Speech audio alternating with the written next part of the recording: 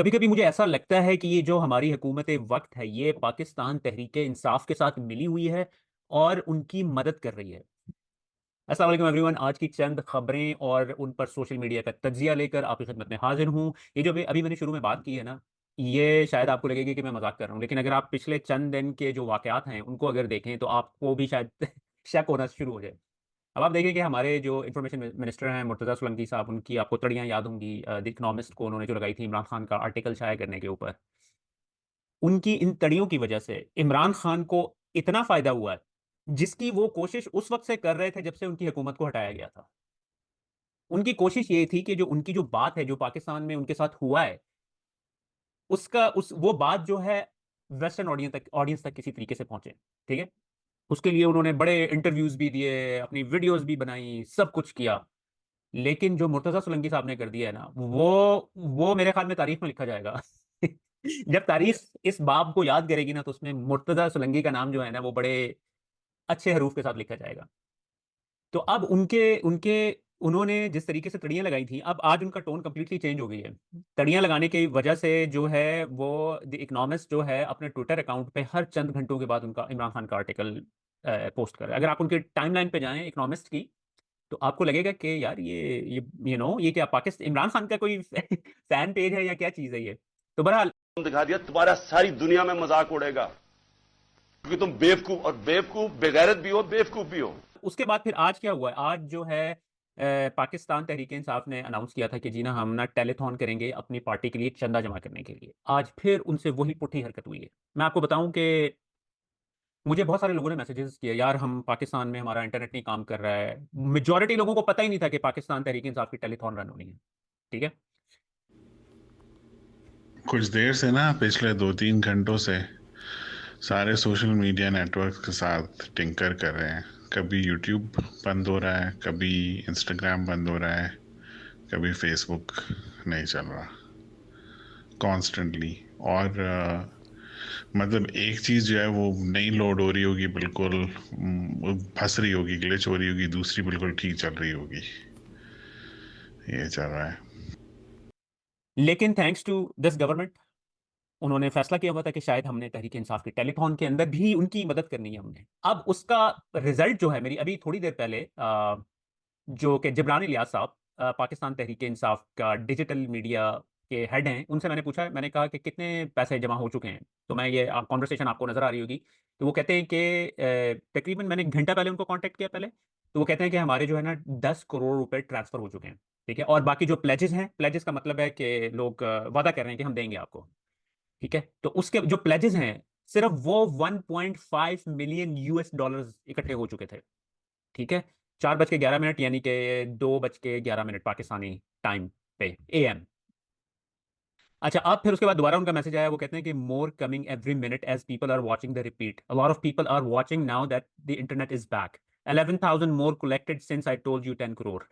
ठीक है जी। तो अब बेसिकली आप अंदाजा कर लें कि मेजॉरिटी लोगों को नहीं आइडिया था, और मैं आपको बताऊं कि ये उनके इस इंटरनेट के बंद करने की वजह से ये रिकॉर्ड ब्रेकिंग नंबर के ऊपर जाएगा। ठीक है। इसी तरीके यानी कि सेम सिनेरियो है।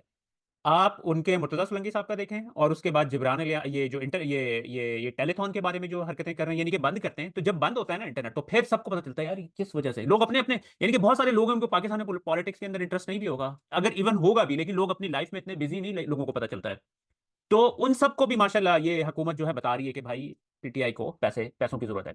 अब ये वाला जो शोर मचा हुआ है ना, अब ऑब्वियसली इकोनॉमिक्स की वजह से वेस्टर्न वेस्टर्न कंट्रीज के अंदर काफ़ी ऑब्वियसली इमरान खान के बारे में बातें हो रही हैं कि किस तरीके से अमेरिका अमेरिका के बारे में जो यहाँ पे लोग रहते हैं ना, आप उसके अगर यूट्यूब के ऊपर जाए तो आपको आपको डॉक्यूमेंट्री मिल जाएंगी कि किस तरीके से ये दूसरे मुल्कों के अंदर कू करते हैं अपने मुफादात के लिए।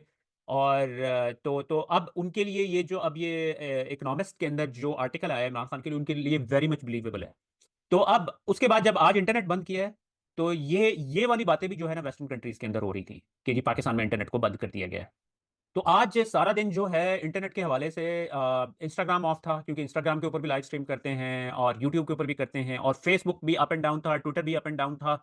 तो इस तरीके से इन्होंने पूरी कोशिश तो की है, लेकिन उसका उल्टा ही असर पड़ जाता है।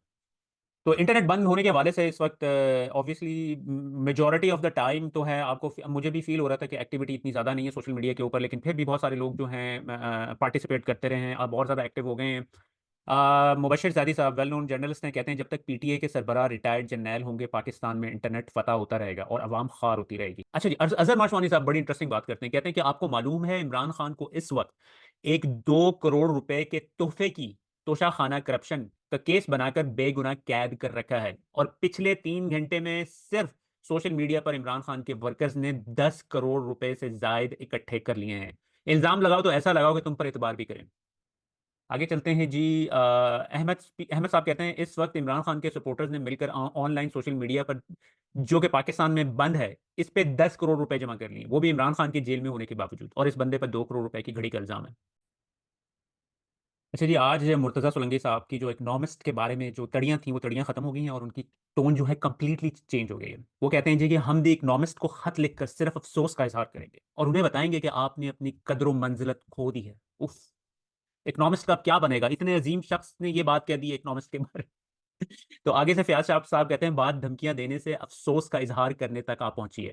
उसके बाद ये उसी उनके हवाले से इकोनॉमिस्ट और मुर्तज़ा सोलंकी के हवाले से ये इमरान रियाज खान साहब का एक क्लिप वायरल हुआ है, तो मैंने कहा ये भी मैं आप लोगों के साथ शेयर कर दूं, क्योंकि इमरान रियाज खान साहब को ऑब्वियसली हम सब लोग उनके फ़ैन हैं और उनको देखने के लिए, उनको सुनने के लिए दोबारा मीडिया के ऊपर आंखें तरसती हैं। तो अभी पता नहीं क्या सीन है उनका, किस वजह से नहीं वो आते हैं।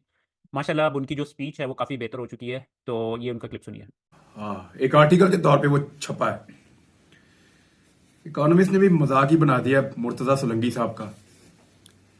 वो भी उसको मिनट बाद दोबारा पोस्ट कर रहे हैं।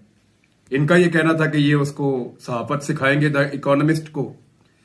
कई दफा सरकारी ओहदे लेने वाला सहाफी इकोनॉमिस्ट को बताएगा जाके कि सहाफत कैसे करनी है, तो फिर तो मेरे ख्याल में पूरी दुनिया में सहाफत की सबसे बड़ी यूनिवर्सिटी जो है वो पाकिस्तान में खोल के मुर्तजा सोलंकी को उसका वीसी बना देना चाहिए। इसके अलावा तो और कोई हल नहीं है।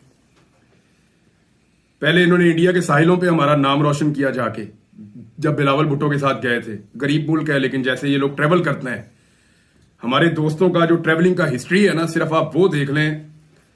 एक मखसूस टोला है सहाफियों का जो सियासतदानों के साथ ट्रेवल करता है।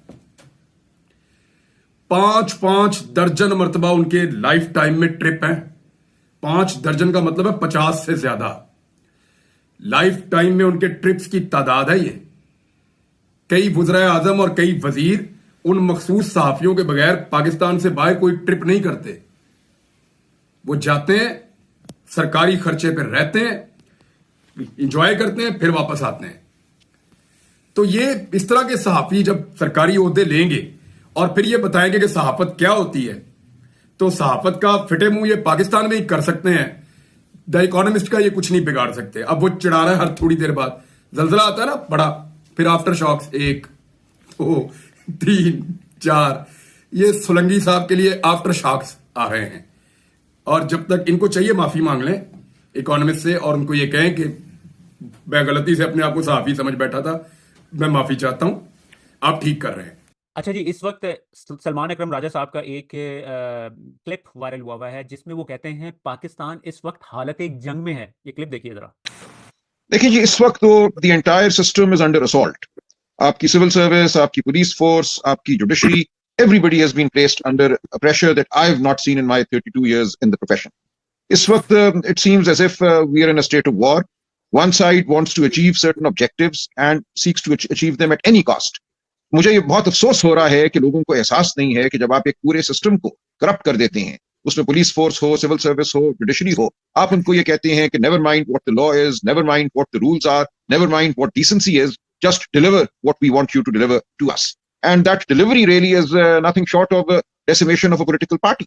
इसलिए इस वक्त जो जंग हम लड़ रहे हैं, मैं समझता हूं वो हम पीटीआई के लिए तो लड़ ही रहे हैं, लेकिन उससे बड़े इश्यूज यहाँ पे अब आ गए हैं। इस मुल्क में अगर किसी किस्म का भी रूल ऑफ लॉ होना है, some respect for the law is to survive, then the battle that we are fighting we must win.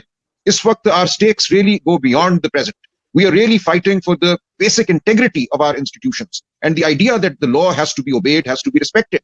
मैं खुद गया हूं आरओज के दफ्तर, लोगों के पेपर जमा कराने या सेकेंडर्स और प्रपोजर्स के साथ, मेरे होते हुए people have been kidnapped, and I've turned around and I've asked the policemen standing there, ये क्या हो रहा है, इनको रोको. They've said they're helpless. So the system has become helpless before force, before power that is unprincipled and that is brute.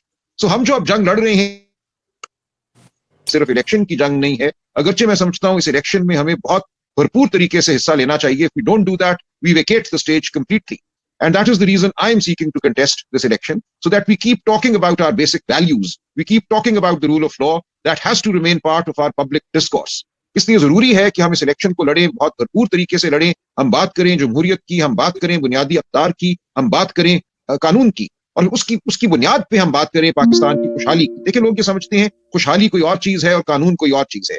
आप तारीख का मुतालिया करें, कोई मुल्क खुशहाल नहीं हुआ जहां इदारे जो थे किसी कानून के ताबे नहीं थे, जहां कोई सिस्टम्स मौजूद नहीं थे, जहां इंस्टीट्यूशंस जो थी, वो सिविल सर्विस हो या वो जुडिशरी हो या वो पुलिस फोर्स हो, उनमें एक बेसिक डिसेंसी, एक सेंस ऑफ पब्लिक पर्पस नहीं थी. इस वक्त ये हो रहा है कि इन तमाम इदारों को हमारे सामने ये पुलिस वाले, ये आरओज जिन्होंने बहुत गिनामने फैसले किए, वो रोते हैं, खुद मुड़ के कहते हैं कि हम वो काम कर रहे हैं जिसकी हमें कभी तवक्को नहीं थी. हमने पुलिस इसलिए ज्वाइन नहीं की थी, हमने सिविल सर्विस इसलिए ज्वाइन नहीं की थी, लेकिन हमें ये सब कुछ करना पड़ रहा है. तो मैं ये समझता हूँ एक मकालमा है वो अब हमारे माशरे में शुरू हो चुका है, और एक ऐसी शिद्दत से शुरू हुआ है जो शायद माजी में हमने, या माजी करीब में, माजी बईद में नहीं देखी. लोग सवाल कर रहे हैं कि क्या ये मुल्क एक तख्ता मश्क है जहां हर ताले आजमा, हर ताकतवर आकर चंद सालों के बाद तमाम इदारों को तलपट कर देता है, और फिर हम नए सिरे से बात करते हैं कानून की, रूल ऑफ लॉ की, वो लॉयर्स मूवमेंट की शक्ल में हो, या वो अब जो हम जद्दोजहद कर रहे हैं उस शक्ल में हो. लेकिन ये ऐसी, मैं समझता हूँ, एक काविश है, एक जद्दोजहद है, एक जर्नी है दैट हैज टू कंटिन्यू. तो मेरी गुजारिश है सबसे कि understand the gravity of the situation, the gravity of the battle that we are fighting, and please join us in this battle however you can, intellectually, financially, morally, in every sense. We need as much support as we can get from around the world, from within Pakistan, and from people who care for Pakistan and who are sitting outside. So I make an appeal, a passionate appeal, but also an appeal with folded hands, that please join us in this struggle. Thank you. अच्छा, ये कल से एक clip Bilawal Zardari साहब का viral हुआ हुआ है, जिसमें वो जो हैं उनके जरदारी साहब के जो बेटे हैं इस वक्त हमारे केयर टेकर वजीर आला बने हुए पंजाब के, मोहसिन नकवी साहब, उन्होंने जहाँ से बिलावल साहब ने गुजरना था ना, वहाँ पे उन्होंने कारपेट बिछा दिया. ठीक है, अब मुझे बताएं कि ये किसको दिखाने की कोशिश कर रहे हैं, ये वाली चीज़ की, ये मुगल आजम वाला ये जो हरकतें हैं, यानी कि मुझे बताएं ना कि आप ऐसे काम करें जिससे पॉलिटिकली आपको फ़ायदा हो. अब मुझे बताएं, ये पिक्चर देखकर आपको आपकी आपकी पहली इनकी बहुत ही ज़्यादा पॉपुलैरिटी कम है पंजाब के अंदर, तो ये देखकर मुझे आप ये बताएं कि कौन लोग इनको सपोर्ट करेंगे इस तरह की हरकतें देख के. और मुझे ये भी नहीं समझ आती है कि ये जो लोग बैठे हुए हैं, जरदारी साहब के बेटे हैं, ये क्या इनको फ़ायदा पहुंचाने की कोशिश कर रहे हैं या नुकसान पहुंचाने की कोशिश कर रहे हैं. बहुत कन्फ्यूजन है आज पाकिस्तान में आजकल.